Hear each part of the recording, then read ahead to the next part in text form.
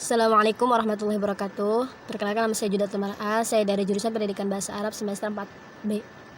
Di sini saya akan menguraikan metode Samayah Safawiyah atau disebut dengan metode audio lisan.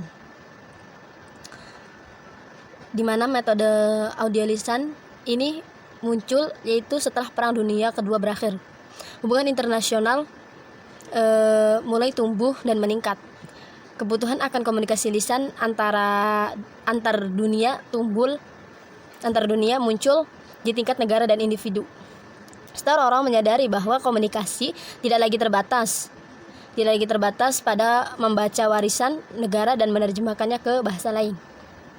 Studi linguistik dan psikologis dan studi tentang manusia atau antropologi telah membuat kemajuan luar biasa pada waktu itu.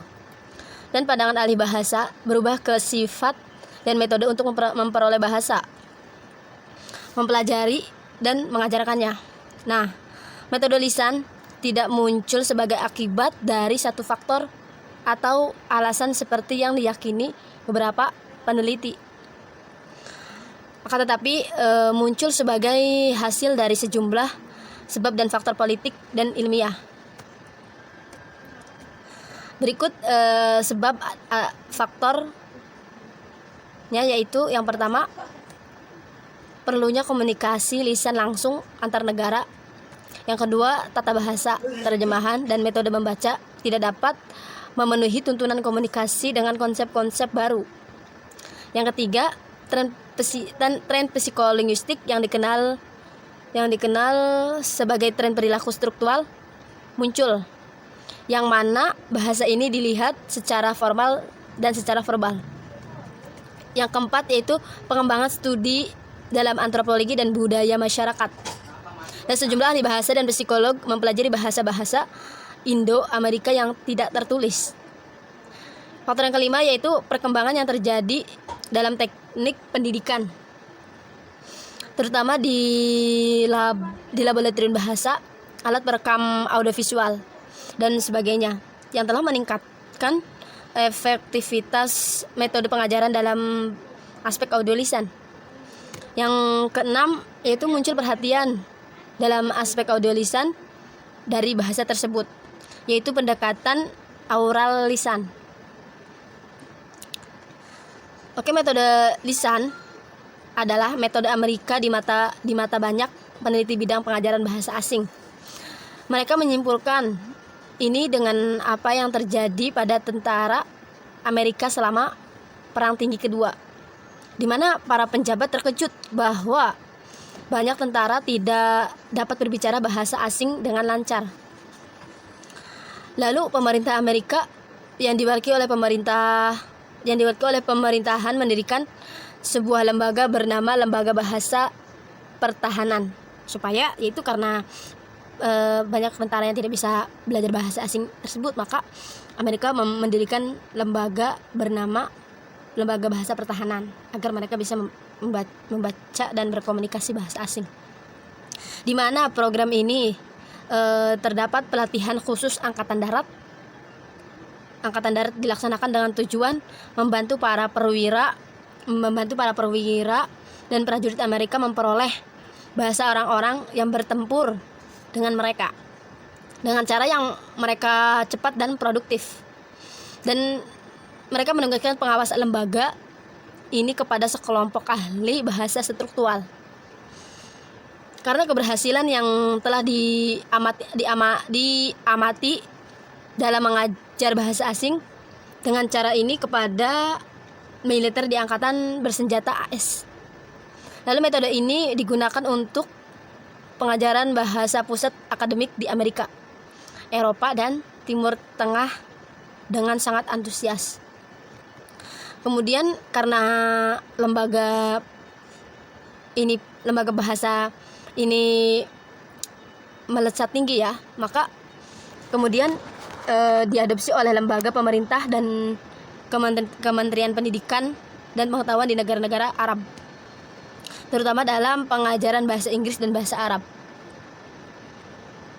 Adapun tujuan dari metode ini yaitu tujuan dan fitur metode yang pertama, yaitu metode ini didasarkan pada pendekatan perilaku struktural, di mana bahasa dipandang sebagai sekumpul atau seperangkat simbol fonem yang diketahui oleh anggota masyarakat tentang signifikansi dan fungsinya.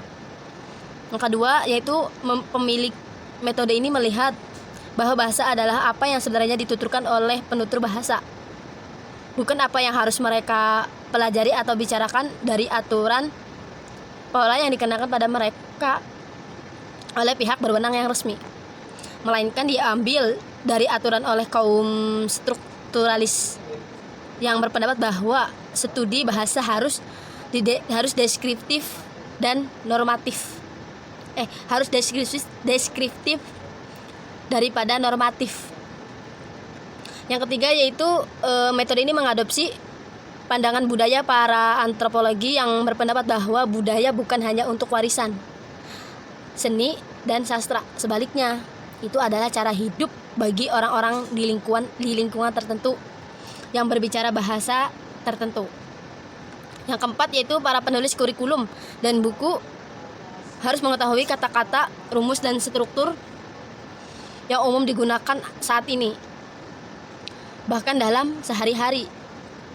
Yang kelima, yaitu metode ini melihat bahwa bahasa adalah seperangkat kebiasaan perilaku yang diperoleh seseorang anak di lingkungannya, seperti halnya ia memperoleh kebiasaan perilaku lainnya berdasarkan hukum, stimulus, respon, penguatan, simulasi, dan hukum lain yang telah ditetapkan oleh para behavioris untuk menjelaskan penguasaan bahasa.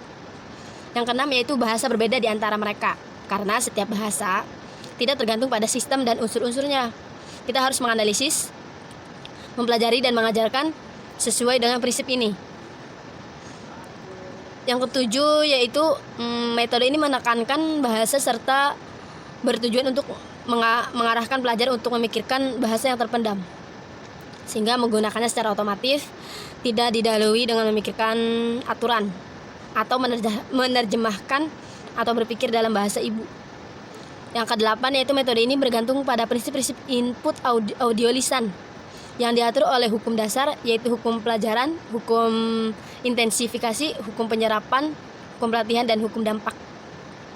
Yang kesembilan, yaitu pelajar harus mulai mengajar bahasa target dengan keterampilan menyimak, diikuti dengan keterampilan berbicara, menyimak dulu, mendengarkan, lalu berbicara. Kemudian keterampilan membaca, keterampilan menulis, asalkan komunikasi lisan dalam bahasa. Komunikasi dalam bahasa adalah tujuan tertinggi dari proses pendidikan, dan bahwa kondisi, sikap, dan metode yang mencapai motivasi ini tepat.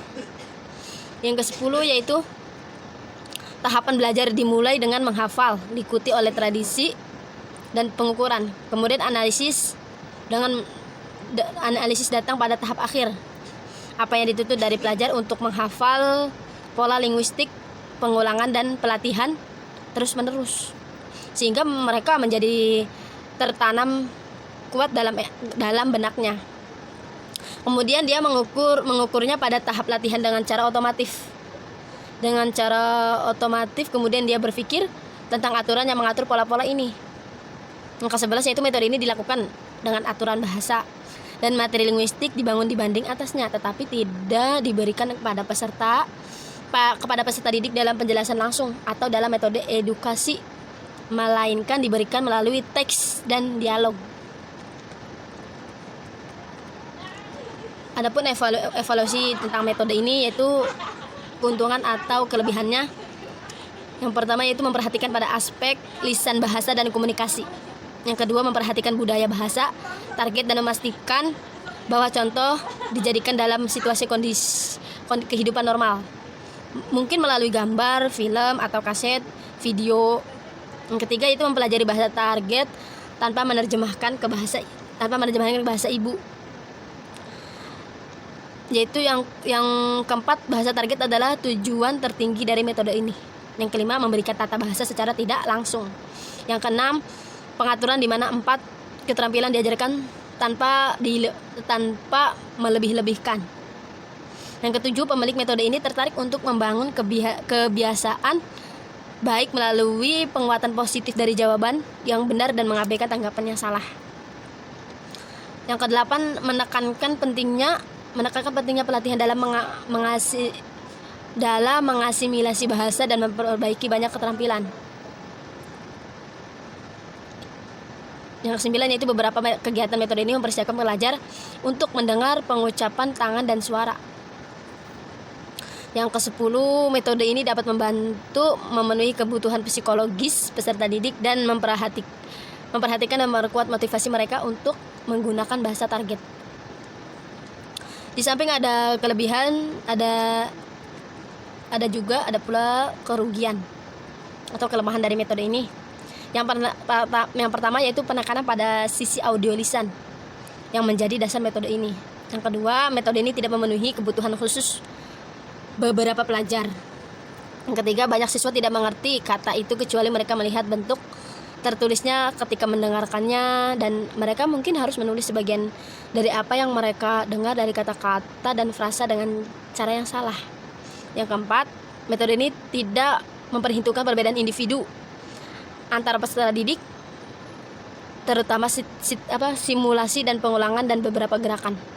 Yang kelima, mengutamakan pada pelatihan pola yang mana tidak jelas bagi banyak mahasiswa dan siswa memerlukan pengulangan, menghafal, dan pelatihan dalam pola bahasa yang lama. Yang keenam, yaitu teks-teks dalam metode ini dibangun di atas situasi linguistik yang merupakan situasi komunikatif yang terjadi dalam kompleks bahasa target. Yang kedelapan, metode ini menempatkan beban terbesar pada guru karena banyaknya kegiatan dan pelatihan. Yang kesembilan, berlebihan dalam latihan, terutama pelatihan gaya sering mengarah pada hasil yang kontraproduktif.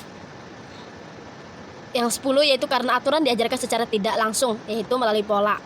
Yang ke-11, tidak termasuk terjemahan atau menggunakan bahasa perantara di kelas, mengharuskan guru upaya keras dalam menjelaskan dan keterampilan tinggi dalam bertindak dan menggambar. Yang ke-12, yaitu metode ini belum dapat menyajikan budaya secara tepat sebagaimana dimaksud oleh penutur bahasa.